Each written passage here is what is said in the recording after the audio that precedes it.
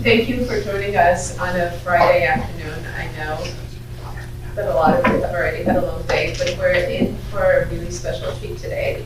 It is with pleasure that I introduce our guest tonight, Vladimir Kozlov, who is going to be presenting his film called Traces in the Snow. First, I will give a little introduction of the director and of the film. Vladimir Kozlov was born in Mogilev, an industrial city in what was then the Belarussian Soviet Socialist Republic and is now the country of Belarus. He spent his childhood and adolescence in the suburbs of that city, witnessing the collapse of the Soviet Empire and a bizarre mix of unbridled freedom, wild capitalism, and rampant crime in the early 1990s, before moving to Minsk, the capital of Belarus, and later to Moscow. Kozlov has a dozen fiction and non-fiction books to his name, many of which have been shortlisted or longlisted for major book prizes. He's the winner of the prestigious Made in Russia Award in the Literature category for year 2013, and was also nominated for GQ Russia's Writer of the Year in 2011 and 2012. Excuse me. Kozlov's novels and short stories have been published in translation in the United States, France, Serbia, and Slovakia. He debuted as a film director in 2013 with an adaptation of his novella Desyatka, in English number 10, which collected the Bronze Award at the debut film festival Spirit of Fire in Khanty-Mansiisk. Kozlov subsequently made Sledy, the film that we'll be watching today, a groundbreaking documentary about the influential Siberian punk rock movement of the 1980s, and that features Kozha, Anomiya, and zakhotim.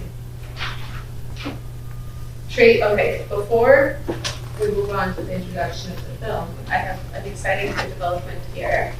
Vladimir Kozlov has brought with him 2 copies of his most recent book, Diary of a Perestroika Kid, in English translation, one of which is generally brought as a gift to the Hunter College Library, but the other one is going to be the award for the best question asked tonight after the viewing of the film. I think I may be in the running as well. Okay. Traces in the Snow is a feature-length documentary on Siberia's punk scene in the 1980s.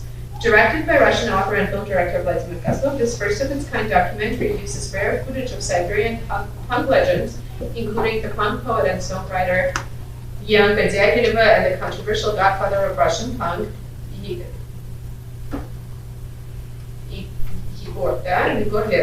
along with contemporary interviews to recount the story of Siberia's improbable punk scene. Arguably the very embodiment of the underground, Siberian punk existed not only thousands of miles away from the movement's epicenters in New York and London, but also at the height of the Cold War, a time when playing punk music might literally have landed you well in Siberia. Kozlov's documentary looks at how, in spite of, or perhaps due to, its relative isolation, the scene thrived and inspired its members to produce some of the most original punk never heard. The resulting feature is a revelatory look at a scene at once alien and yet somehow deeply familiar. With this, without further ado, we give you a taste. Traces in the Snow. Would you like to make a few opening remarks before we start? Hi. Thank you for the introduction, Margarita.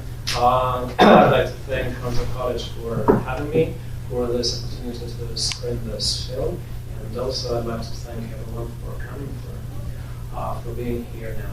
I won't bore you too much before the screening. I'll just say that for me, this film is not just about the Siberian punk rock scene. It's a film about an important period in the Soviet history, about the 1980s, about the period that coincided with the end of the Cold War and the beginning of reforms that gradually led to the collapse of the Soviet Union. And I think, at least to some extent, this film reflects sensibilities of young people of that era. I'll be here after the screening, and I'll be glad to answer whatever questions you might have. And also, as Margarita said, the person who asks the best question. The best question, the question which I think is the best, got to this book. This book has nothing to do with Siberian punk, but it's set in the 1980s, and it's semi-autobiographical, so to some extent it is also related to this broader topic of the Soviet Union of the 1980s. Have a nice day. See you later. And the government, basically, because they mentioned very briefly that they used to be picked up by the cops, by the KGB. One of them made a fleeting reference to spending some time in a psychiatric institution. Maybe you could talk a little bit about what that means and sort of their general interaction with the authorities. Yeah, absolutely. To some extent, these guys in the film were happy because their activities were around 1995, 1996, almost coinciding with reforms that were initiated by the Soviet leader Mikhail Gorbachev, known as Perestroika and glasnost. And because of that, they were able to avoid the worst consequences of what they were doing. Because what they were doing basically qualified as anti-Soviet activities, and earlier they cracked down and Mogilev was sent to a psychiatric institution and spent several months there. Moreover, there is unconfirmed information that KGB officers tried to force him to commit suicide when he was in that psychiatric institution. And another member of Gdanska Barona, Konstantin Rabinov, was sent to the mandatory military service, even though he had a heart condition and wasn't supposed to serve at all. So our authorities were, of course, unhappy about all those activities because they were considered suspicious, they were considered subversive, but because the overall climate in the country was already changing at the time, the consequences weren't that hard as they could have been under other circumstances. Oh, yeah. First, did you consider for the documentary interviewing any government representatives, so people who are in the KGB or who are in municipal authorities or anything like that, to get sort of the other perspective of their approach? I understand your question, but those people were anonymous. It was impossible to find out who exactly did what, because frankly, a lot of former KGB officers basically changed their allegiances, and they are doing quite well under a totally different political system. Just take Russia's president Vladimir Putin, he's a former KGB officer. So those people who cracked down on Siberian punk musicians, it's impossible to figure out who they were. They wouldn't talk about it, and again, Russia is not a very transparent country, so finding that out was really complicated. Someone mentioned me some major in Omsk, but again, it wasn't confirmed that it was specifically him who harassed Mogilev at the psychiatric institution. Of course, it would have been interesting to get their perspective, but even judging by other situations, by other experiences, even if it was possible to determine who exactly they were, if I had reached out to them, they wouldn't have agreed to be interviewed. Even in the case of like city police, like maybe not on the KGB side, but maybe like city officials. But or were they more? They weren't really involved. Yeah, okay. It was all about KGB mostly. Okay. You had a question? Where would they have become acquainted with punk rock in the first place? Like, where would they have heard Kiss for example, were there underground recordings? Were Yeah. there were That's a very good. That's a very good question. Because the Soviet Union was isolated from the rest of the world, specifically from the West. There was this so-called Iron Curtain, and Western culture didn't, hardly made it through that Iron Curtain. It was always a problem. However, some records still made it to the Soviet Union because those few people who were able to travel, or like Navy merchants and other people involved in international travel, they brought Western records to the Soviet Union and sold them at a profit. So they were these unofficial record markets. They were called mostly record exchanges.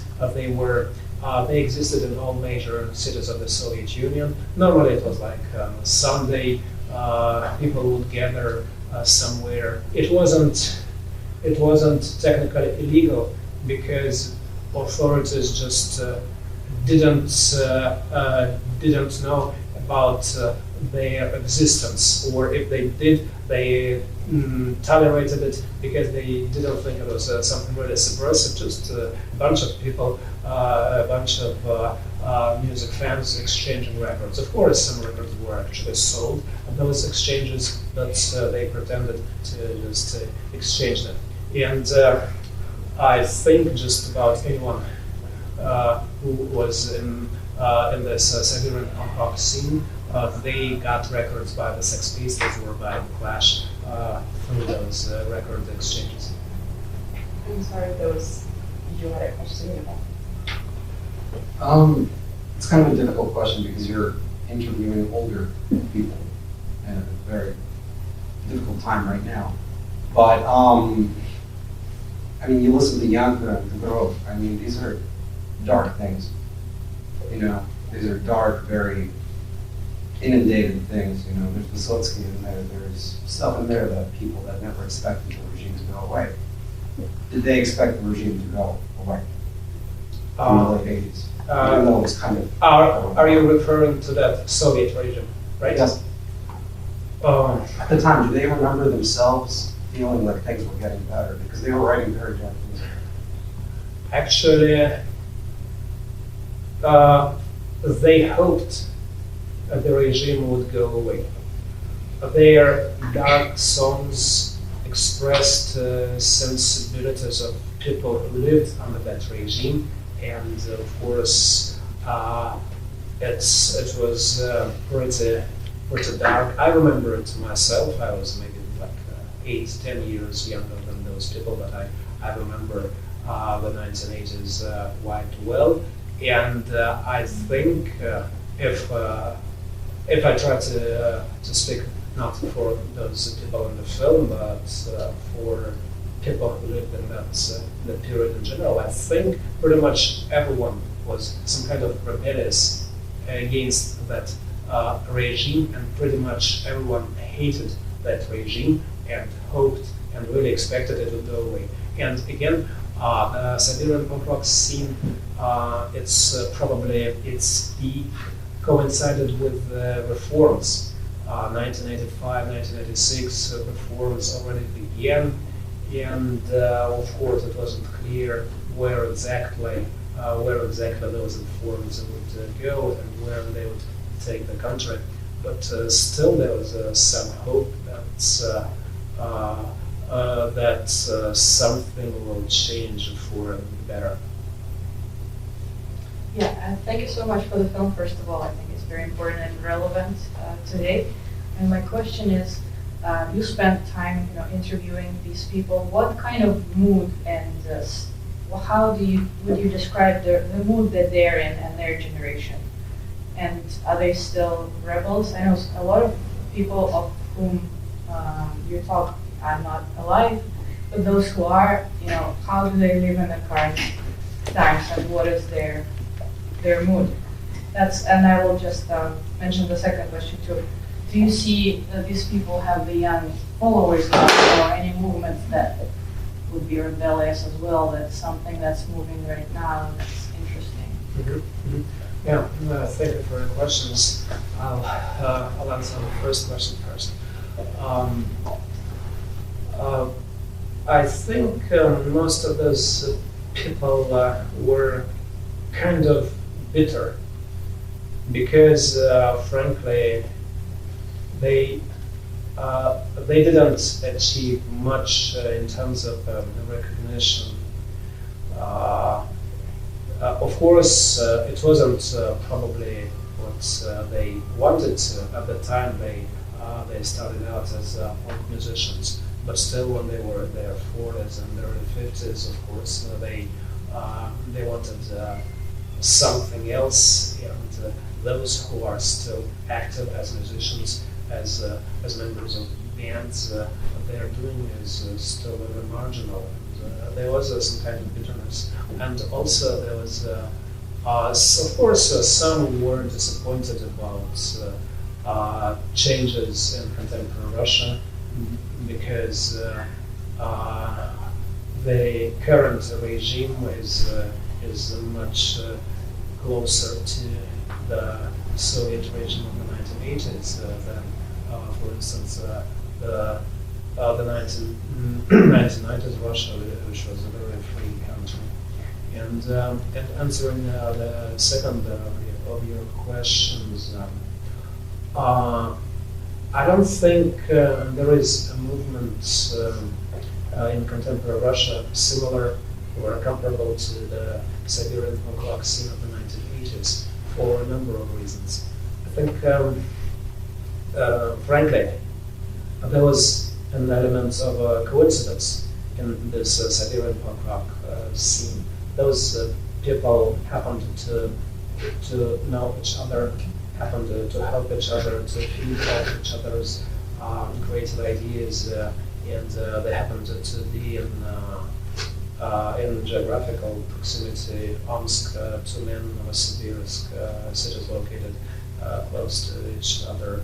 And also because they lived outside the biggest cities, outside the biggest cultural centers such as Moscow and Leningrad, and were not involved in that commercialization which had already begun in those in the music scenes of those cities.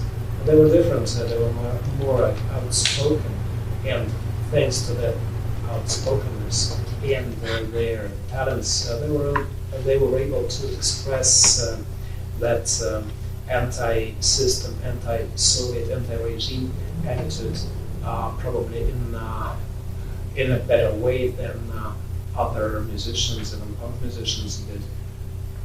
In contemporary Russia, it's different. Overall, it's different because culture and arts are much more fragmented. It's more of a niche stuff. Back in the 1980s, punk as an idea, as an ideology, as a movement, it was something new for Russia, I mean for the Soviet Union. It was cool, it was rebellious. These days, punk is just one of many styles of music, one of many styles of clothing. Again, if we try to compare contemporary Russia with the Soviet Union of the 1980s, Russia is still a freer country. You don't have to, you don't have to be a member of the youth communist organization. Nobody forces you to do that. Nobody forces you to come in touch with authorities unless you want to do it because you want to receive some government money for your creative activities. It's possible to do something totally outside of any official systems and have a huge or just a decent following. So, of course, there are similarities between authoritarianism of the 1980s and contemporary authoritarianism in Russia, but it's still of a different nature. And this kind of regime, this kind of authoritarianism hasn't hasn't become a push to some rebellious underground culture. I don't see any movement similar to that Siberian punk rock in the 1980s. What elements do you find are probably the most essential to the formation of counterculture movements in general? For example, it was mentioned in the film a few times that Leningrad and Moscow didn't really have the same push that Siberia could have had, and they talked about sort of different contradictory things for why this could be, that Siberia, it's Siberian laziness, Siberian grit, is the weather, so many different things. What do you think, both in the present day and then, could be the essential that you could highlight as necessary for a true counterculture movement? Thank you for this question. First of all, my commentary on those discussions of Siberia and role of Siberia in the creation of this kind of music. Frankly, I don't share all those ideas. I've spoken. It's not. I've spoken a lot with these people, and they try to express their ideas why Siberia is special. It's only part of those statements made it to the final cut of this film. They were wrong, believe me. It's just I wasn't convinced with anything of that, and I just I already said it, and I can repeat it again. These people coincided to live in Siberia. They were very talented. They met each other. They helped each other. That's all. So if it's not that you have to live in a special place to do something special in creative terms. Coming back to the first part of your question, what elements are essential for counterculture? As far as I see it, first, it has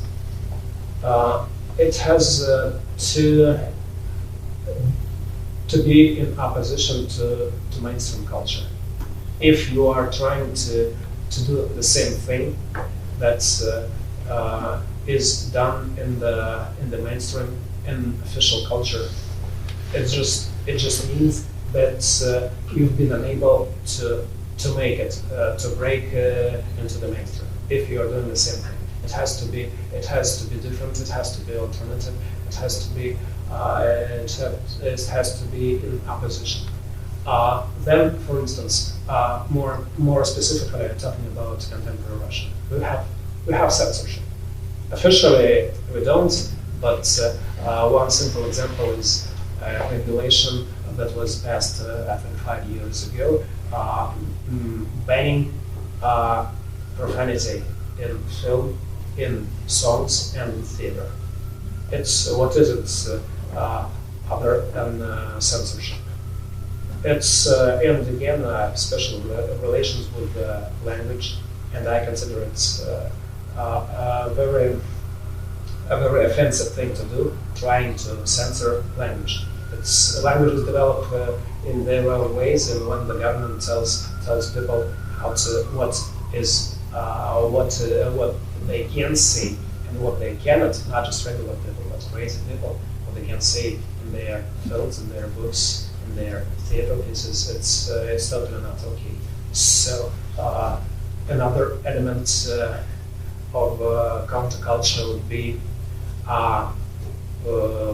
protesting censorship and doing the contrary. If they prohibit profanity, then something countercultural has to have a lot of profanity. That's an example that's came to my mind.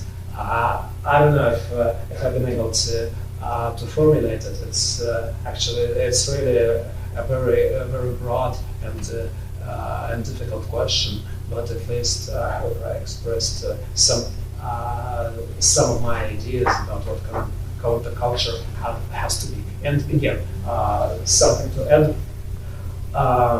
We have to admit that a lot of things have already been done creatively.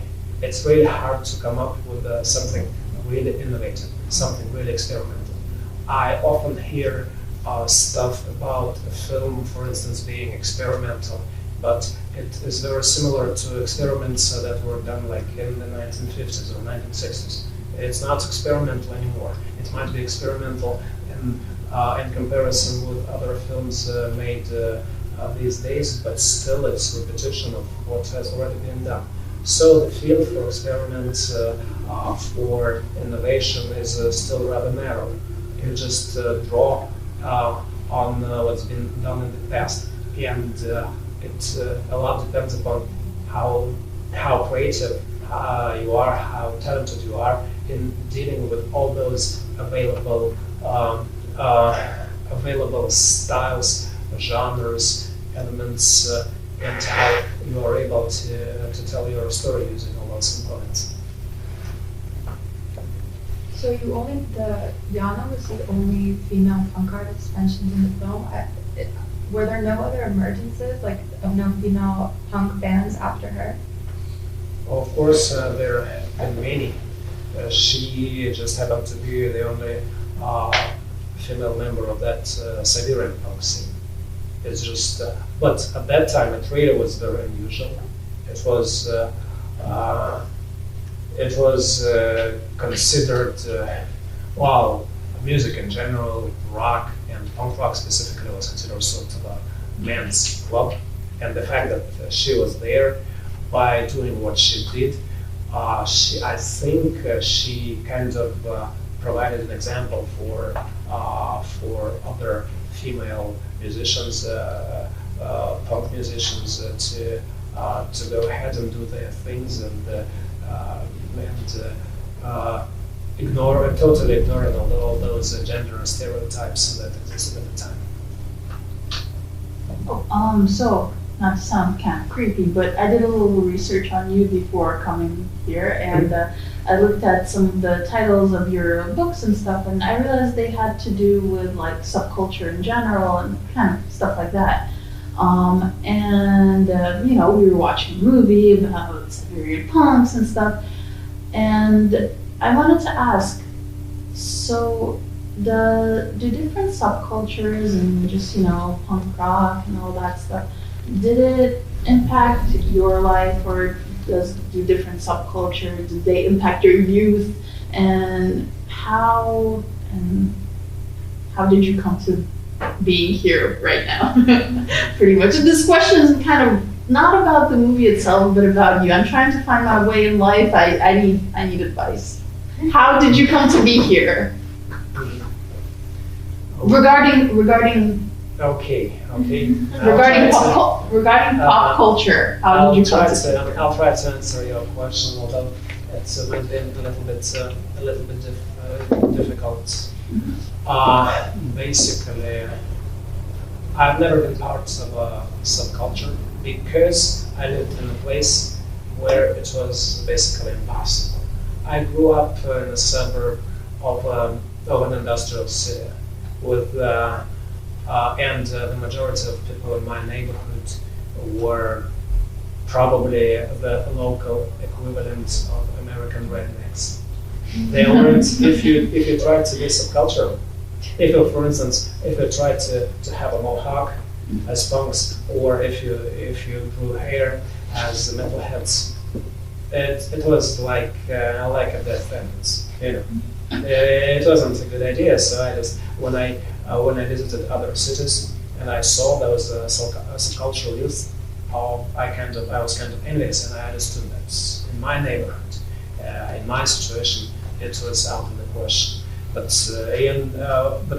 that time in the 1980s, it was probably the most popular form of rebellion against not just parents or school. It was the most popular form of rebellion against the system as well. So I unfortunately I did not participate in that. But later, when I began my writing career, when I began making films, of course, this interest in subcultures, it sort of re-emerged, and I was able to do a few books related to subcultures, and I was able to talk about it in some of my fiction books, and also some relation. There was some relation to it in my films. How did I ended up here speaking in front of you? I don't know. It's hard to say. I've made films. I've written books, some of which were translated into English. I think hopefully it's some kind of recognition, some kind of showing interest in what I'm doing in the part of university outside Russia, which I really appreciate. Sorry, I couldn't be more specific. No, because honestly, when I saw that, a lot of your writing had like those roots within pop culture and stuff like that, I imagined you would be like one of those maybe old school rockers that you somehow had roots in that. And I was like, this guy probably had, he was probably down there jamming out to those musicians. And I was kind of shocked. You never went to any shows or anything? No, I went to shows. I went to shows as a regular viewer. I wasn't. There were people who looked more as cultural, countercultural, but I didn't know them until much later. Again, it's not. I don't think it's a problem. It's on the other hand, it's good because you are sort of an impartial observer, which is also a good thing to be, especially in this specific situation of Siberian punk rock, because those people who are still, those members of that movement who are still alive, they're not on good terms with each other. They've been talking to me. They've been telling me different stories, and because I didn't take sides, I think I was able to be a little more objective. I didn't want to take sides, and so being an observer is sometimes good, but also one thing that's those youth subcultures, the way they existed in the 1980s, maybe 1990s and early 2000s, they don't exist anymore. I think this whole subculture thing is over. It's what's left is a style of clothing and a style of music people listen to, something similar to a punk movement or to the hippie movement. That's not going to happen again. It's over. Good. So the people mentioned at the end of the video who died, I was looking at the years and they all seemed to die pretty young. So like they didn't get to live very long. Do you think it was their lifestyle that contributed to that, or? Yes, you're right. So of course this punk rock style contributed to that to a large extent. Well, some people, they had some health conditions, but mostly, of course, they drank heavily. Some of them used drugs, and that certainly contributed to their early deaths. And then around the 90s, they mentioned a shift from like regular punk rock to the savage kind of punk rock. Can you just explain what really triggered they called it savagery? Mm-hmm. I think it's a phenomenon that's a little bit harder to explain, because initially punk rock, when it emerged in Russia as a movement, as a scene, in the second half of the 1980s, it was originally embraced, especially Siberian punk rock, was embraced by intellectuals, by people, by more intelligent people who saw something in the lyrics, who saw this rebelliousness. But later, when it was getting more popular, when, again, thanks to the reforms in the country, those Siberian rock musicians were able to play legitimate shows, and there was some kind of hype around punk rock and rock music in general. When general audiences began to show up at those concerts, a lot of those people were just really savages. Like they weren't into ideas behind the songs. They were into that animal raw energy, which is of course part of punk rock and which is important. But they just took that component and acted accordingly. And they just destroyed venues where concerts were played. Of course, to some extent, it was because venues weren't really suitable for punk rock shows. We just didn't. In the Soviet Union, we didn't have proper clubs. We didn't have proper venues for punk rock. And those were just regular sitting venues. So of course, people who wanted to dance, to slam dance, to do something, they saw those seats and they just broke those seats. And of course, imagine the punk rock musician on the stage seeing nothing but a bunch of people destroying everything, breaking the seats. Of course, some people were disappointed because of that, but they wanted to get ideas across, and instead of that, they were getting some kind of savagery, as they referred to it. Okay. Oh. What do you think the next counterculture media movement will pop up, maybe in Putin's Russia or Belarus? I think I already tried to answer this. I think we are living in a different reality, in a different way.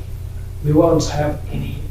That's my prediction. I might be wrong, but we won't. I think that we won't have any major countercultural movements or scenes or groups. Everything is extremely fragmented these days. Everything. We hardly have national or major national artists. It's all about specific scenes, people who are interested in specific acts and specific scenes, and it's all about that. For instance, there is a rather strong rap scene in Russia. It's been strong for a few years. It's been controversial to some extent. It had problems with local authorities a few months ago because local authorities weren't happy with the lyrics promoting sexual promiscuity and violence and drug and alcohol abuse, which I think rap artists promote everywhere in the world. But again, it doesn't look like this is a major movement. It's just part of a huge alternative culture, which isn't even underground.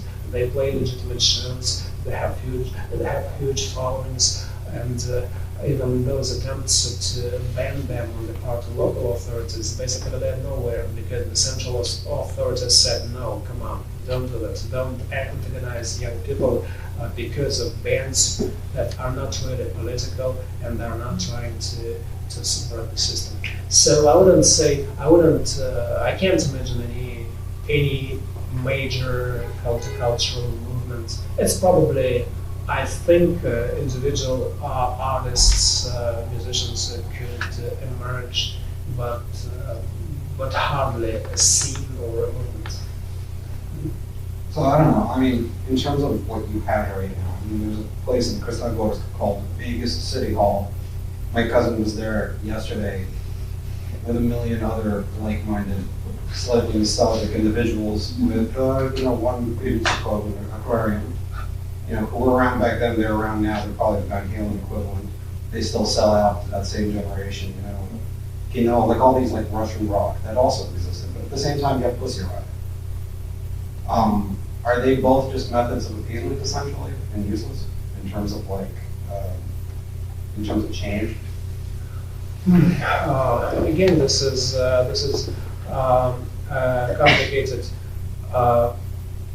complicated question. I'll try to talk about that a little because you mentioned Aquarium, Grebenshikov, all those rock bands of the 1980s. For those who don't know them, it's pretty much all rock music was banned in the Soviet Union, and a lot of bands that were not really subversive or political, they were underground just because communist censors were short-sighted and didn't understand anything about youth culture. So when the ban was lifted, a lot of formerly underground acts were able to legitimately record and tour, and some of them really became huge stars in the late 1980s, like Clarion or DDT or Alisa and a few other bands. And to some extent, they were associated with the youth rebellion of that time, and there were even theories suggesting that rock music contributed to the collapse of the Soviet Union, which to some, probably small extent, is true. But then, in the 90s, those bands were basically commercialized. They focused extremely on making money rather than anything else. And in Putin's Russia, they initially felt very comfortable because they were making money. They weren't supposed to praise Putin or something. There was a notorious meeting in the Kremlin I think in the mid-2000s, to which representatives of a lot of those older rock bands were invited. And eventually it came to a situation when those rock heroes of the 1980s who were against the Soviet regime, it turned out that they were basically supporters of Putin regime 25 years later. And so they are, even though at some point some of them still changed their minds and made some statements or tried to be sort of neutral in the situation, it's already clear that they have nothing to do with rebellion, and they are not anti-system, they are not anti-regime, they are the way they are. They are into making money, into living comfortable lives, being rock stars, rock heroes, like their own rock heroes from the West, whom they were envious back in the 1980s when they were underground. You also mentioned Pussy Riot, which was a totally different phenomenon. They were condoned, also kind of. Oh, I mean, in the same way, they were kind of limited, right? I think they were kind of unique because they were anonymous. They didn't want to promote themselves. They were subversive, and these are kind of traits that are typical of any underground activity. And but they were more into performance arts. They weren't really into music, as far as I understand. This is a point I've made several times actually over the last few days. Like, who knows a single Pussy Riot song? No, they don't have. They don't have songs that somebody could even know, because it was just part of their image, being somewhere doing some performance art with guitars. So they were more into performing arts, into very subversive, bold performances, but not into music.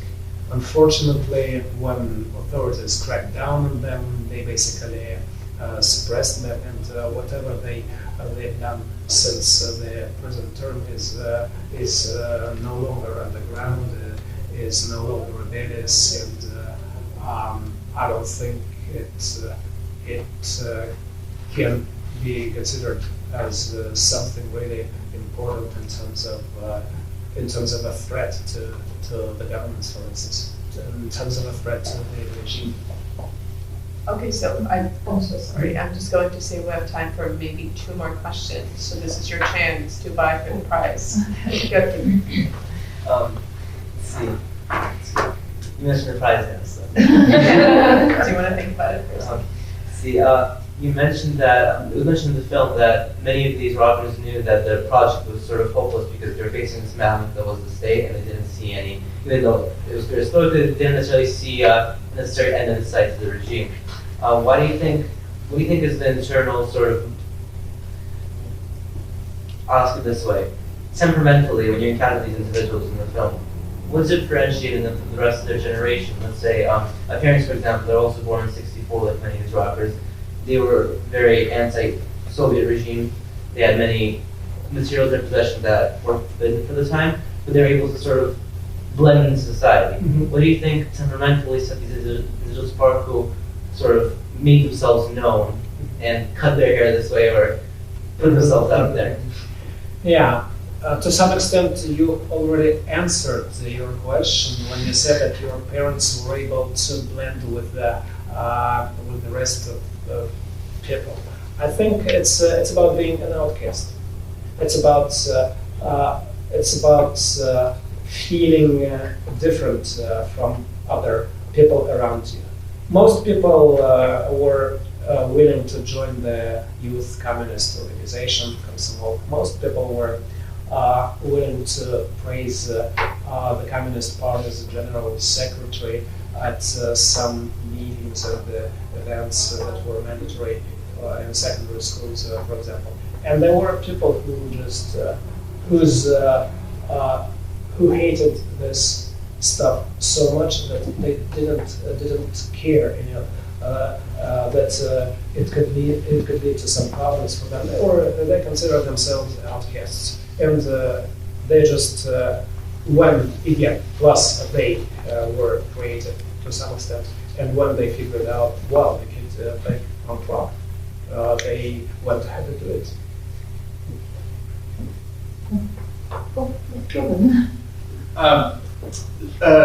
What was the lasting effect of the Siberian punk scene? Was there any? And like, I mean, obviously we're here talking about it today, but would the world be different? Would the rock scene in Russia be different? Like, what would be different if anything had it not happened, had it not existed?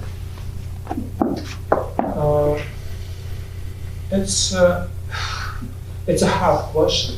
It's hard to measure it.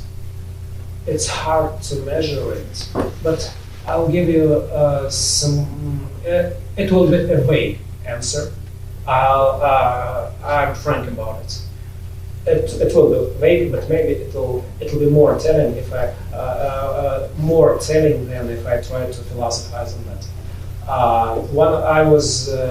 I attended one of the last shows by Grandanskaya Barona in Moscow in the mid-2000s. So Yegor Letov, the frontman, died in 2008, so it was just maybe a year before that. And to get into the venue, there was a huge line of people, and I think I had some special pass as a journalist or something. I don't remember, or it was just a kind of ticket. I don't know. I just remember passing this huge line of people and looking at those people.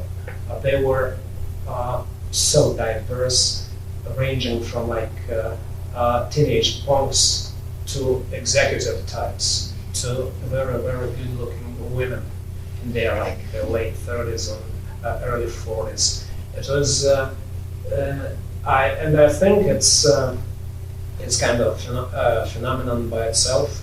If a band, a Siberian punk band, was able to attract so many different people, I think it might say something about that. So it must have touched lives, many lives. I think so. I think so. Do you want to sneak in a super quick final question? Yes. You mentioned that the mood of their talk was a little bit bitter, and before that you said that they might have not reached the kind of goals that they might have wanted to, even back in the day or even nowadays thinking back at it. And you also said that they don't really talk to each other anymore, they kind of don't like each other. Why do you think that? I'm a very empathetic person, and people's emotions and feelings kind of like I really am into that kind of stuff. Why do you think they don't really like each other? Or they've had many differences. It's well, they've been playing music for a long time. They've had all kinds of differences, financial differences. Who is supposed to be paid for what? They've had political differences because later in the 1990s, some of those Siberian punk rock musicians, they actually took a rather dubious political path, and they've had very basic, immature rock music differences over who really started the band, who was really the main person in the band. All kinds of those things led to it. Plus, again, by objective standards, except for maybe Yegor Letov, who again died more than 10 years ago, none of them achieved any financial success or any proper recognition. And of course, imagine people in their early 50s who are basically who are not really successful by objective standards, and they just they had all reasons to be bitter, and they expressed their bitterness against each other rather than something else. Okay, thank you very much.